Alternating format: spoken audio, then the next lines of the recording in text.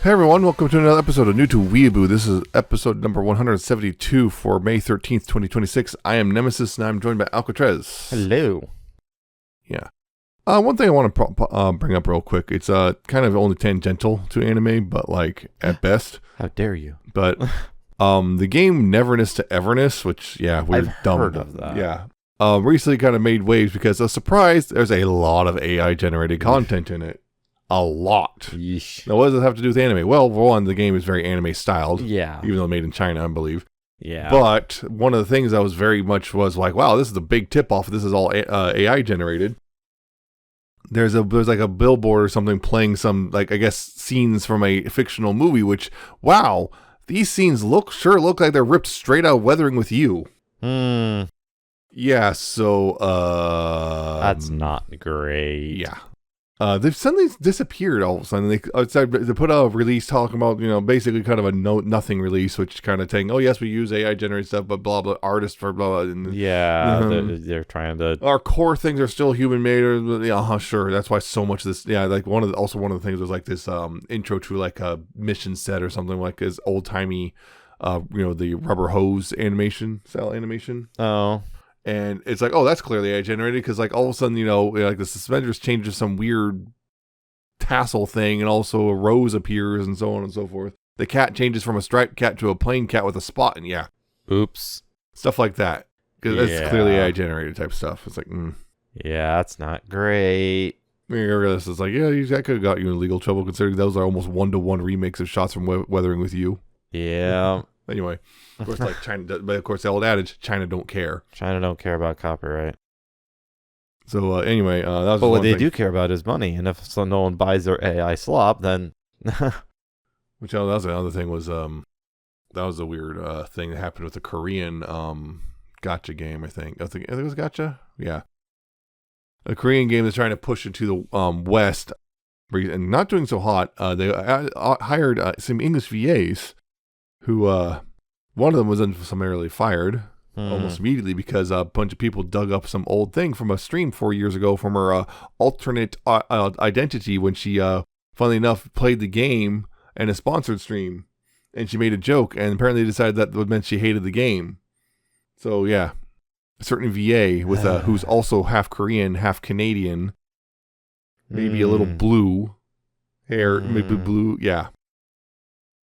Because she made a joke about killing a Boros as how boring, and now suddenly that means she hates the game. So suddenly she's very, it's like it was kind of dumb. Yeah, that sounds really dumb. Yeah, she's not surprisingly kind of upset about that, but right. But that could related to of course, as everyone knows, Korean male gamers are like some of the most toxic people in the world. Yeah, that's a little what I've heard. A ridiculous symbol for like a tenth of a second, they lose their mind. Yep. It's the dumbest thing. And of course, Korean companies keep bending over for them. Yeah, it's like the Apple, the MacBook Air, and like every other country that shows the pinching thing, the pinching. Finger pinch. Not there. They're not there because they'll all lose their minds. Yep. Whatever. Like, so dumb. Small dick energy. Yeah. It's like you're not helping your case. Like really. you're literally proving it every time. A bunch of sad babies. Mm-hmm. Anyway, we're to talk about that stuff. We are actually here to talk about anime, believe it or not. This has all been anime tangent to this point. Yeah, kind of. But yeah, we're talking about, as we said before, the epilogue episode to My Hero Academia titled More. More. Yep, More. More. Yeah, in which Ochako and Izuku, I guess, finally get together. I guess. The end. I guess. I'm gonna say this. As a standalone episode, it's not very good. No. As an epilogue, it's kind of middling at best. To be honest, it was kind of a letdown. I think my first thought when watching was it's very scatterbrained. Yeah, like when I first started, because it opens up with Ochako and Himiko the thing. Yeah, I thought like, oh, they're gonna do something interesting, and no, yeah, I already knew this was coming. I already knew this was coming. Unless it made a massive change for the anime, I knew it was coming. Yeah, I didn't know it was coming. I didn't tell you. Made sure to not tell you. Yeah. So it's best that I went in blind. Yeah, it starts out, the whole thing, Ochako, and she has a dream with Himiko in it, and then they have a little get-together. Class 1A, the old Class 1A has a get-together where, because they're celebrating, because Shoto got to the number 2 ranking on the hero rankings, although they also mentioned the hero rankings are changing now. Mm-hmm. And they also kind of offhandedly mentioning, crime is going down, everything, that we're working for a future where we're not really needed anymore. Type of thing. It's like, that seems like platitudes to me, considering some of the complaints we've had about the show in general. Yeah. And then there's the whole thing, and then Ochako and Izuku guys kind of having their own separate things and eventually coming together, and that's it. And they also had a little bit of an action scene, which was kind of silly in a way. Yeah. For various reasons. Overall, like there's it's not great, but there are a couple of neat things. Like, it is kind of neat to see them grown up and to see what they're doing and how they're doing and stuff like that. It's weird, like, an older version of these. Yeah, you see they are older. You can see it. Clearly see that they are old. Yeah, it's something that you don't often get to see, but it is nice to see. Some hilarious stuff of, like, Bakugo in his car. Yeah. What is up with his back seats? I don't know. They never explain it. They ask about it and never explain it. Yeah, Bakugo also dropping significantly in the ranking because he's just, Well, yeah, because he lost his powers and... No. Well, Bakugo. Oh, yeah, Bakugo. Yeah, not Deku. Yeah, Bakugo, because... because he just was rude to some potential sidekicks and told them all to piss off. Yeah, well, like he said... If they just said, I'll be better than you, I'm going to be better than you one day, he'd be like, okay, I'll take you on. Yeah, that's all he's looking for. And he's, being very soon about trying to ask Deku to join his agency. And that old conversation in the car. Yeah. You got rejected. Bro, yeah. That's the thing. I remember with the finale of the show before this, I was trying to talk about the ending being kind of trying to please everyone and thus please. This kind of is somewhat like that, although there are definitely teases for things like Bakugo and Kirishima there. Mm-hmm. Like, there's a tease of those two. Maybe. Kind of. There's definitely, I would say there's a definite one for Momo and Jiro. Because, they have the whole thing where Dinky, he's like, your hero thing is right next to her. Does that mean anything? Huh? Not really. And then she's like, nod. And that's right. She leans into Momo. It's like, As she says that, she leans against Momo. It's like, Interesting. Yeah, I would tell me that's. Yeah, it says, I'm going to say, is any shipper worth of salt? That's plenty to work with. You say that like it actually takes anything for shippers to ship. This is any shipper worth their salt. Yeah. If you can't work with that, you're no good. Get out. Yeah. Oh, yeah, and seeing why did his name just completely disappear from my head? Fire and Ice. Shoto, thank you. I only had like half of the name popped in my head and the other half was just gone. Yeah, Shoto is he's very different now that he's grown up. A little bit. His personality is different, and it's like, but it is kind of neat to see, how they're growing as characters. Yeah. I was like, I'm into food. He starts getting into food and cooking and things like that, and he's still socially awkward though. Oh yeah, he absolutely is, but it's another side of him, not entirely different, but another angle. Yeah. And seeing little bits of that. Yeah, the other thing was like, the whole, where they're all just all together doing their little party, and also there's a call, oh no, a Grand Theft Auto, there might be Quirk involved, and they all jump into action. It's so weird because like only like 5 of them actually do anything. The rest are just kind of standing there. Well, it's not like they really needed to do anything. It was a tiny little... Yeah, but it's just like, it's so ridiculous because it's like, you could have written something bigger so they all were, could do something instead of just standing around. But no, there's not enough time. They just wanted to show them all leaping into action. But it's like, it just feels like the crime does not fit the pump. Well, I mean, it's also one of those, it was nearby and they all happened to be there. Yeah. That's like you commit a tiny little crime. If you're like, we're going to just rob a convenience store and you walk in, it just happens to be when the entire police department is there getting drinks or something. Yeah. That's basically the response. Like, this was just the worst time to do this. Yeah. Time and place to do this. It's just ridiculous because it's like, they don't do anything. Most of them don't do anything because you got Ida does the thing, and then Bakugo and Izuku, and then Shoto. And then Shoto finally, stops then him. you have at the very end Ochako just kind of, getting the car out of the way with her zero gravity, and that's it. Yep. Everyone else just stands around. I will notice there was one on the little nice little things a lot of people might not pick up on, which is like Momo's outfit is, oh, hey, look, it's not stripperific anymore. Mm-hmm. And Invisible Girl now actually has an outfit of her own. It's very blink and you'll miss, but she actually has a costume now. Yeah. But she has one. She's not just running around naked anymore. So that's something. Finally. Although, you can see the costume, so it's still not exactly like what they do with what's his face, where it's made out of his hair. That's the thing where it's weird. It's like it's clearly because at that point she's doing that thing where you can see her when she's in the superhero costume, because and so you can see her, so you can also see the costume, which implies the costume because the costume has the same rainbow effect over, which implies it turns visible when she does. She does. So it probably has a thing. Or maybe they did the same thing and made it out of her hair. Oh yeah, the other thing, The Million's #1 hero, and he had the whole peach grabbing game, which is just his butt. Yep. In the tree. Yep. It was kind of funny because that's the sort of thing that appeals to kids. Yep, it is. Yeah, because they're showing off Ochiko's quirk counseling agency thing. Because kind of talk about how kids need help, and the whole thing. Yeah, there's a whole thing there. Yeah, she was inspired by Himiko, never got the help she needed. Yep. And speaking of that is really frustrating. Here, the Himiko way they thing, because it's like she's seeing Himiko in her dream, and then the whole thing is Himiko's pushing her to go to Izuku. Yeah. In the dream. Yeah. It's like the coward's way out. Yeah, it feels so cowardly because part of it. It's just simply so you have the queer woman telling the girl she's in love with to go after the boy. Yep. Because she's dead. Yeah, like I said, it's the coward's way out. It's the easiest. No, it's not just cowardly. It also feels just kind of gross. A little, yeah. They're just trying to make the problem go away, make the tension or the thing in the simplest, shortest path, and it just does not. Hey, Toga Choco shipper, see, half of your ship approves this thing instead. No. It's really frustrating too because again, finding out that the mangaka considered leaving Himiko alive, and then bailed out because she has to pay for her sins.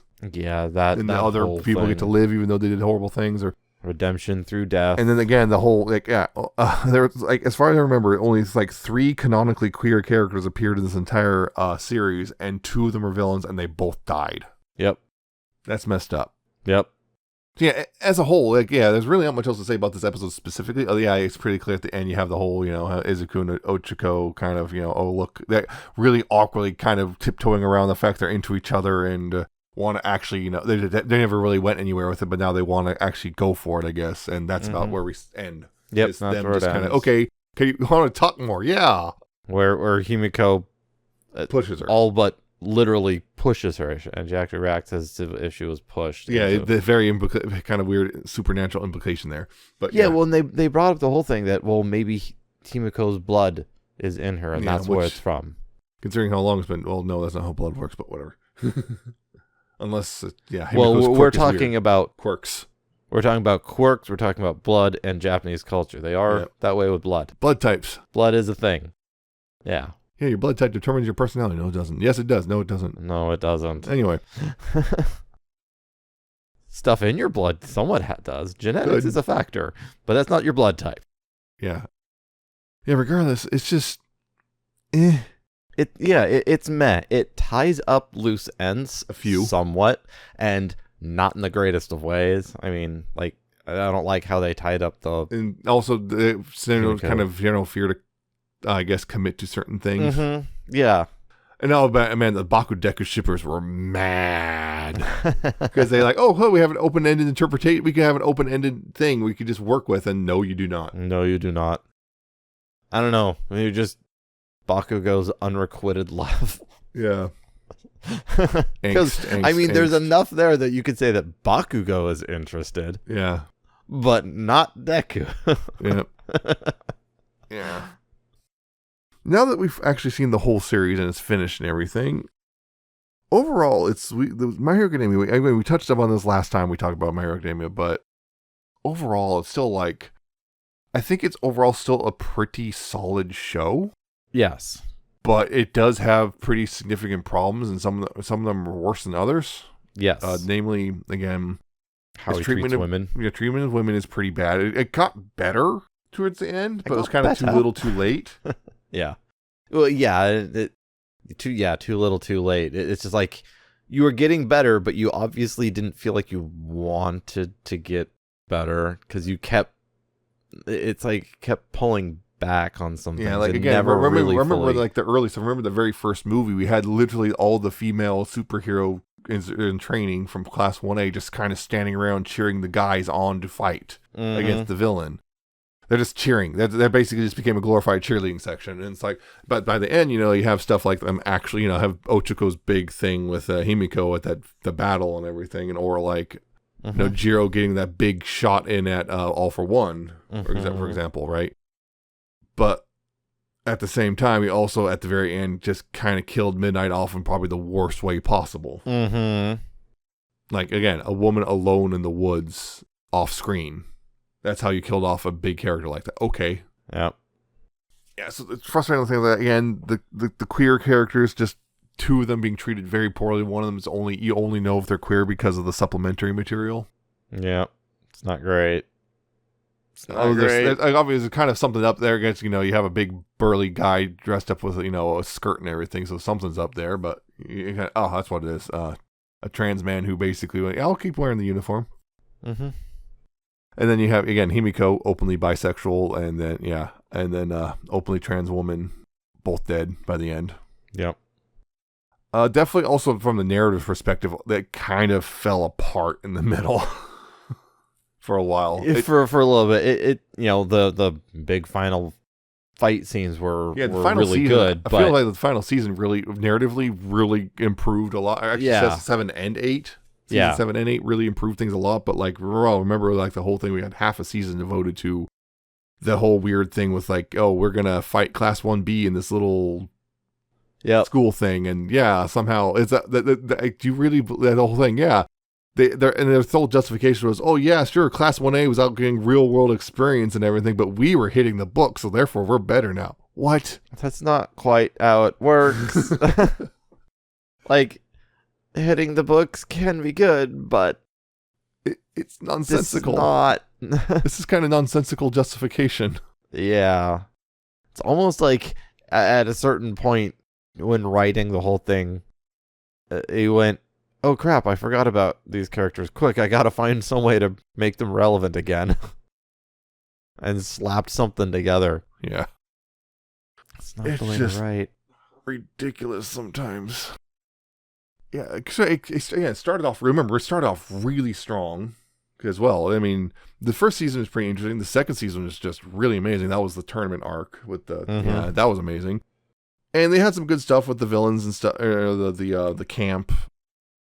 Yeah, little camp thing or whatever. The first fight with All Might and All for One. Oh, yeah. When All Might his powers finally faded away. Yep. That was amazing. That was an amazing setup. But then also the second fight was also pretty great too. It was a very different thing, but it was also pretty great. And then Bakugo coming back from death and fighting All for One. And God, yeah. There's some good stuff there. Like the really big boss fights and the action scenes, for the most part, nails them. Mm-hmm. And I would say the main when it focuses on the main narrative, it does pretty well too. Yeah, but then when it tries to do like filler or move between stuff, it can falter at times. Yeah, season 4 was the one with what's his face, Overhaul. Yeah, Overhaul. Yeah, the guy with the head that kidnapped Eri. Yeah, or whatever, or took Eri basically as prisoner and experimented on her. Mm-hmm. That was kind of a weird meandering thing. I don't think that worked very well. But then also at the same time, remember the bit with I personally, this is very divisive, I know, but when did the school festival arc, I thought that was really well done, but a lot of people really hated that. I know that for a fact. I genuinely, I thought that was really great, but yeah, that's very divisive of them, but that was, on the other half of the season was like, for me. But that was generally, I know the other half of the season, I think that was the one where also, that was the fight with Class 1B was the part everyone almost universally agrees hates that. I know the part where remember they focused really hard on the villains. I know that was divisive, and yeah, that was kind of a little at times. It's kind of nice though. I It mean, was it called can be, My Villain of Academia for a while. yeah. It's a little weird, but it is also kind of nice to have a focus shift on these villains because they're important characters. Yeah, They're not. I like it, but villains. a lot of people really thought it wasn't really one. A lot of people didn't really like it. I know sometimes you get people who are like, if it's not focusing on the character that I personally like, then the whole thing is guaranteed to be bad. And of course, there's the other thing, which is people don't like it when it takes a breather because I hate filler episodes. Oh yeah, why every episode needs to be pushing the plot forward, and if it doesn't, it sucks. Yeah, if we're not fighting a boss, then it's not a real episode. We're not fighting the boss or solving the mystery or advancing the plot. It sucks. And you don't understand arcs. You don't understand. You don't understand the ebb and flow, the highs and lows. Yes, if everything is constantly at a high, then nothing is at a high, and it just burns out. Because it is all over the place. There's also kind of the clumsy way they handled a lot of, like the whole the fantasy racism thing. The heteromorphic quirks. It's kind of clumsy. Heart's in the right place, but again, clumsy. Yeah. What's the quote? The Fresh Prince quote. My boy's confused, but he's got the spirit. Yeah. He's a bit confused, but he got the spirit. But yeah, that was one thing. Yeah, very much. I remember we always complained about a couple times about this, but yeah, the old milk toast, just kind of better things aren't possible. And I mean, that's the thing. They're kind of showing this idea. That things can improve very slowly. Thing. It's like some of this stuff could have improved a lot faster. Yeah, it's very much that milk toast liberal kind of thing where. With the whole, trust the process and, things are doing great. You just, got a little things here and then everything will be happy. And you got to make some hard decisions. You're going to have to fight for stuff. You're going to have to be uncomfortable. Again, in the universe was like, you had a major social reset, societal reset, essentially. This was the perfect time to introduce massive sweeping changes and you went incremental. Yep. Oh, you can't do that though. You have to go bit by bit, or it won't work. It's like bit by bit just means the people who had power keep their power and keep it from actually advancing. Yep. They just sit and wait till they can do or use that lull to reestablish themselves. Yeah, so it's just really frustrating that some stuff like that, just kind of these almost half-hearted, it's solutions, quote unquote, to problems. Sometimes, it's like... Say the right words and everything is better. If you contribute $5. Sometimes it feels like you don't really want to solve the problem. You just want me to more money so you say you'll be sorry to solve the problem. Yep. We can't solve this problem unless you give us some more money, and then we can get the votes. I will give you money when you actually start solving problems in the first place. Yeah. That was a bit of a tangent. Yeah, but so it's definitely some frustrations. But overall, again, that's the thing is that since series consistently looked good, I can't really think of too many real big that looked weird or bad type situations throughout the series. Yeah. I think the artistry and animation and stuff like that was pretty much spot on through the whole thing. The music was always really good, always great. I think the only thing was sometimes I complain about maybe some OPs or Yeah, but for the most part, the other OPs make up for it by going. I still really like the season 8 OP and I guess Epilogue OP as well. Yeah, that song I really like that song. I keep forgetting. I want to look it up on Spotify or something and listen to the whole thing. Yeah, there's a few of the OPs and EDs that I had found on Spotify. I was like, oh yeah, this is a banger. I also like Jiro's song in the school festival. Yep. Which that was maybe my disappointment was it's actually a Western singer. I was hoping it was actually the actual VA. Alas. I think it's not bad. That's not bad or it's not bad. It's just kind of okay, I guess. Side disappointment. Sad resignation. Yeah. So that's the series as a whole is just kind of in this weird place because I don't think it's a weird place. It's still overall really good. It's just there are definite actual problems with it. Yes. Yeah. It's like I can still say I would recommend it to anyone, but I would probably put an asterisk on it. This problem. It is really good. I recommend it. However, keep some things in mind.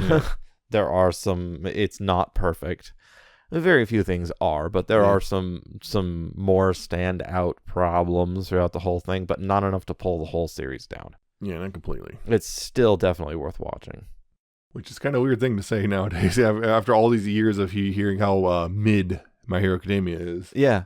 Yeah. It's really not, though. Yeah, it's one of those, I think, looking back on it, now that we've seen the whole thing, those down points probably feel worse while you're there when watching it and waiting for... And you're stuck waiting, especially like when it ends on a down right near the end of a season or whatnot. Or like, just you have this season just feels like it's just dragging on. Uh-huh. It feels a lot worse. But then when you have everything else with context and the benefit of, seeing it in time, the long dragging of one season doesn't feel as long when you have 7 other seasons you've seen afterwards or whatnot or stuff like that. It kind of has this time compression effect. Yeah. Also, if you could just watch it just all one go rather than having to wait week after week after week after week. That also definitely helps. Yeah, and then you have a week season. You have to wait till like another year to see if the next season's any good. Yep. You already kind of have an idea. And of course, there's also the spin-off, which is also that half and half thing. Yeah, half good, half. Yeah, the second season was kind of. Yeah, all right. So that's kind of like, I guess, My Hero Academia as a whole. Yeah. I don't know else what to say. I think I've kind of exhausted as much as I can think. The only thing, I wish it was gayer. That's pretty much it. Yeah, we can kind of put that on a lot of things, but yeah, that's pretty much it. That's kind of a universal thing. I wish it was gayer. Like, if I wanted to expand on that, I wish they had more courage to do more things like that, to open up to again have more gay representation and not shy away from it. They had so many opportunities and they just shied away. Or just kill the character off so they're not here anymore. Yeah. So we don't have to worry about that. Yeah. Like I said, it feels like a lot of times they took the coward's way out. Wee. Yeah. Yeah, so that's about it. Yeah, so a little bit shorter this time, but kind of was expected considering. Yeah. It's only one episode. Yeah, and our overall thoughts. Yeah. But still, it's only one episode. Yeah, so if you liked what you heard, you can listen to other longer episodes on newtoweeaboo.libsyn.com, spelled LIBSYN, if you want to check us out there and subscribe to our RSS feed there.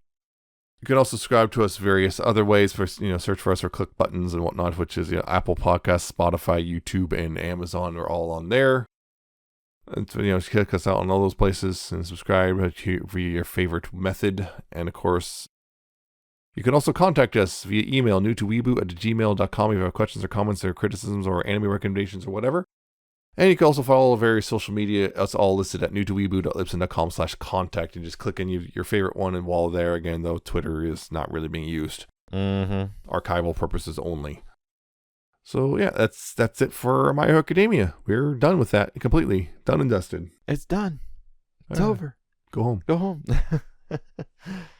Tune in next time for the next half of May. We will be talking about Akiba Maid War. Oh, we're finally doing that, are we? Yes. This has been in the back pocket for a while. I've been kept thinking, man, we talk about that on the podcast. Sure should talk about it on the podcast. Right. Should. Yeah. Let's just go ahead and do it. Yeah. So here we go. Yay. Yeah. Again, keep yourself safe. Keep yourself somewhat happier. Try to just look. One must imagine Sisyphus happy. Yeah. Just keep yourself. Try to keep yourself safe and try to keep yourself sane. Yeah. Things are going nuts in the world, and all because of a handful of people. Yeah. We'll see you next time. We shall.